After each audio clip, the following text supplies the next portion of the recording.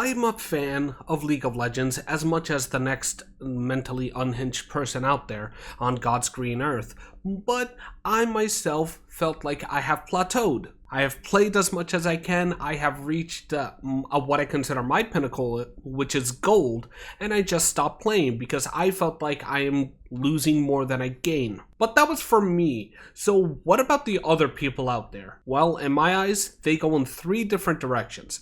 Either they persevere and they try their hardest to just get to the tippity top and then give up, or they use scripts, they buy those hacks online, and they just play to their heart's content until they either reach the tippity top or they get banned. Or they go in the other direction and they buy a low-level account, low-rank account, so they can play with the low-level people and the less knowledgeable they are, so he can just keep on dunking on them until he gets to the original rank that he was at on his main, and then they just keep doing that over and over again until they feel satisfied. Now, these are things that are actually problems within the League of Legends community, because bot accounts, they sell, and even scripts, they all sell. They make money off of these things because there are no new people coming into the space.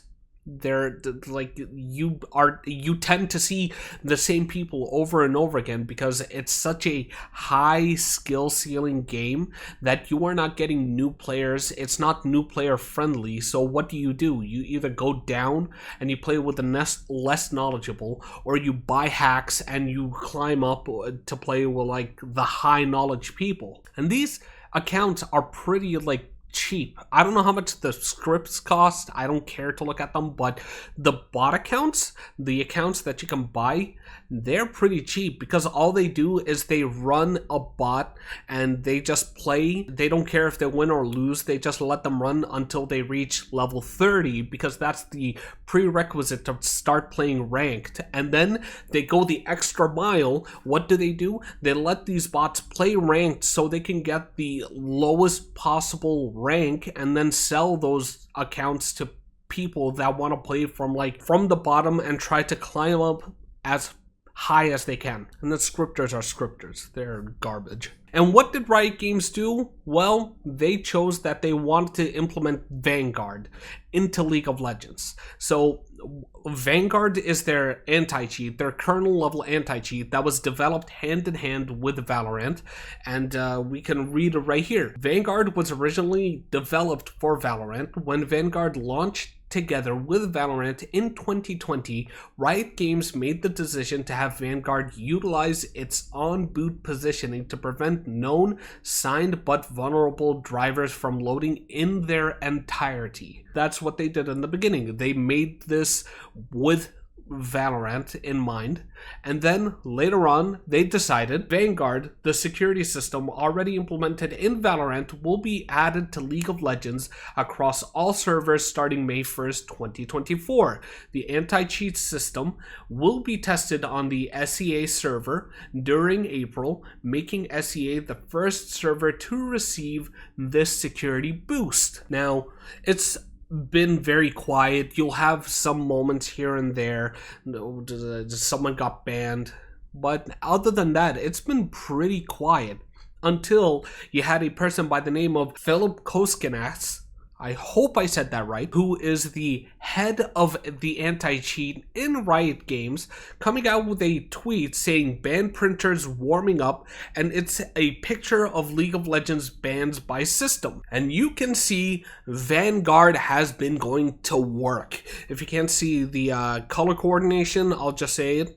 Vanguard is the red color, and it's going ham right now. And then you had the anti-cheat police department, Twitter or X, whatever. They had a tweet called saying Vanguard has initiated a large ban wave targeting a League of Legends provider, and cheaters are realizing that this time it includes an HWID ban. Here is an album of their tears. Enjoy. Now, what is an HWID ban? Well, it's a hardware ban, which means they're not just banning your accounts, they're banning your whole computer. They're banning the physical pieces. So even if you spoof, you still have a pretty high chance of getting banned. And then looking through the photos, here are a couple of photos, I'll just throw them up right here. And it's pretty fun watching all the cheaters just cry and freak out over the fact that they just got banned and they will not be able to play League of Legends and even Valorant. We can't forget that because that is also Riot Games. So they're freaking out. They're asking for refunds. There are people that paid $100 apparently, and there's other people that are just laughing because, like, if they're laughing because they're unhinged or they're laughing because they find it funny, we'll never know. But there was one specific photo that I just saw from the screenshots that this person was taking, and this person said "rip main," and I was looking at the stats, the analytics for this person's League of Legends accounts, and all I gotta say is some people don't care about how they're cheating. I mean, what is this? He cheated his way onto Challenger with 2016 LP with 91 wins and 1 loss, so that means a win rate of 99%. He was playing Zeri and Ezreal. Zeri, 90 games played, and Ezreal, 2 games played. Zeri, he has a 50 to 1 KDA, and Ezreal 70 to 1 KDA with only 2 games played. What the hell is this? All I gotta say is, thank God that person is banned. Now, other than the scripting and the bot accounts and bots, there was another person on Twitter, on X, that also said, just letting you guys know, if you've used Lobby Reveal, you'll probably get permabanned. If you're still not permabanned yet, uninstall it ASAP. My main account just got permabanned alongside my friends. RIP $300+ and all the time I spent grinding, and then a notification saying permanently banned. Your account received the following penalties. You're permanently banned. You'll be automatically signed out. When you close the message, an automated review of your gameplay detected that you were cheating by using third-party tools. Now, what was the third-party tool that this person specifically used?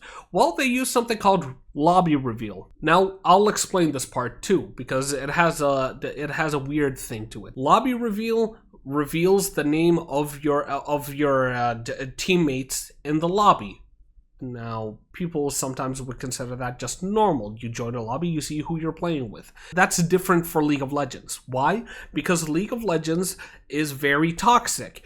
League of Legends, Riot Games, saw that there was an increase of people that when they join a lobby, what they would do is they would take the names of their allies and run it through a League of Legends profile search, like u.gg or Porofessor, these kinds of things, and it would show the analytics of these players, what champions, their KDs, their win-losses, their roles, and they would determine if they want to play with these people or not, because these games take 20, like minimum 15, maximum it can go up to an hour if you're being held hostage. If they didn't want to play with this person, instead of like being held to that and then at the end of the game losing like 20-30 LP, what do?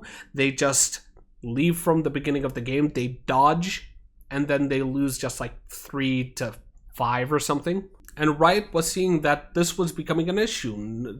People literally were not playing the game until they got the perfect teammates. What did Riot Games do? Well, they decided to implement anonymity in the client, the lobby, the champ select. What do? Easy. Whenever you join a lobby, the champ select, you don't see the users' names. You see the names of like jungle monsters. You see Krugs, Wolves, Raptors, Scuttlecrab. So you wouldn't know who you're playing with until you get into the game itself. Lobby Reveal helps you circumvent that, what Riot Games has implemented, so you can see what who you're playing with, and then you can choose to dodge. You can even see it in the freaking website themselves. It says detect ape enters in lobby. So it is a third-party tool that helps you circumvent a system Riot Games has put in the game in order to stop people from doing what they once did. So this person got banned because of it, and I'm not gonna lie, it's kind of deserved. Before I end this video, I just had a little thing that I wanted to talk about. People, for some reason, have an issue with kernel-level anti-cheats.